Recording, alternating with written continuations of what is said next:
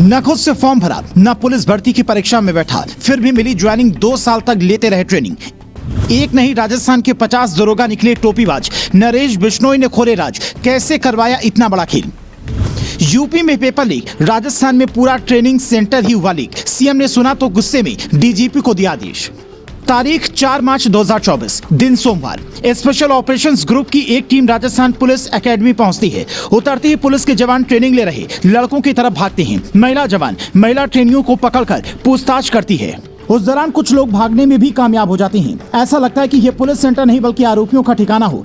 थोड़ी देर में पूरी कहानी प्याज के छिलके की तरह परत दर परत खुलने लगती है। साल 2021 की एएसआई परीक्षा का टॉपर नरेश बिश्नोई पुलिस के सामने सारे राज उगल देता है, जिसे सुनकर जिले के एसपी नहीं प्रदेश की डीजीपी के भी होश उड़ गए। गिरफ्तारी के बाद पता चलता है एक नहीं बल्कि 50 लोगों को दरोगा बनाने के लिए लाखों की रकम ली गई थी। इनके पेपर लीक नहीं करवाए गए थे, बल्कि इनकी जगह दूसरा कैंडिडेट बिठाया गया। इन्होंने न तो अपना फॉर्म खुद से भरा, न परीक्षा में बैठे, सीधा ज्वाइनिंग के बाद ट्रेनिंग सेंटर गए। ट्रेनिंग सेंटर पर पहुंचने तक इनकी सेटिंग ऐसी थी कि बीच में कहीं भी कोई इन्हें पकड़ नहीं पाया। पर जब बात मुख्यमंत्री तक पहुंची तो उन्होंने सीधा डीजीपी को आदेश दिया कि कोई बचने न पाए।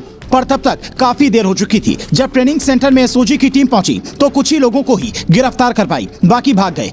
एक को किशनगढ़ ट्रेनिंग स्कूल से, जबकि 2 को उनके गांव में पकड़ लिया गया। पुलिस वेरिफिकेशन को इन्होंने इतने शानदार तरीके से चुनौती दी कि गलत तरीके से सही वर्दी हासिल कर ली और एक थाना चलाने की पूरी ट्रेनिंग लेने लगे। इन्हें जितने तरह का ज्ञान अब तक मिल चुका होगा उसका वो समाज पर कितना गलत इस्तेमाल कर सकते हैं, ये सोचकर भी चिंता होती है। लेकिन कहते हैं कि आरोपी कितना भी तेज हो, पुलिस उसे पकड़ ही लेती है।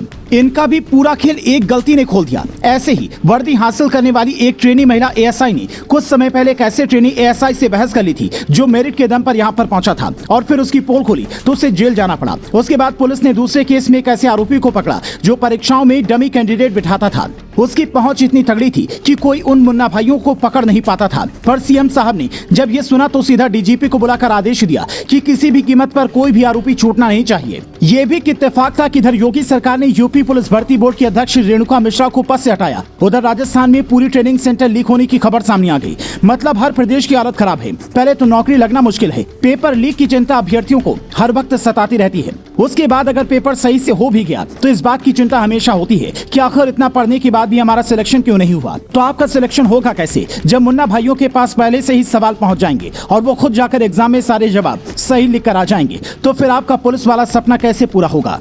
अभी जब बीते दिनों यूपी पुलिस की परीक्षा का पेपर लीक हुआ था तो लोग कह रहे थे कि पेपर लीक हो जाए तो लाखों युवाओं की जिंदगी खराब हो जाती है, लेकिन बिना पेपर लीक हुए भी कैसे युवाओं की जिंदगी बेकार होती है उसका ये सबसे बड़ा सबूत है। राजस्थानी पगड़ी पहने जो लड़का आपको दिख रहा है ये राजस्थान पुलिस परीक्षा 2021 का टॉपर नरेश बिश्नोई है, जिसकी पीठ न जाने कितने एसपी डीएम भी थपथपा चुके होंगे। पर ये जिस तरीके से टॉपर बना अब वो उसे महंगा पड़ने वाला है। चूंकि इसका नाम नरेश बिश्नोई है और लॉरेंस बिश्नोई भी राजस्थान से ही, इसीलिए कई लोग इसका नाम उसके साथ भी जोड़ रहे हैं। पर फिलहाल कोई ऐसा लिंक सामने नहीं आया है। फिर भी सबसे बड़ा सवाल यह है कि क्या हमारा सिस्टम इतना कमजोर हो चुका है कि ऐसे लोग पुलिस की ट्रेनिंग लेने तक पहुंच जा रहे हैं?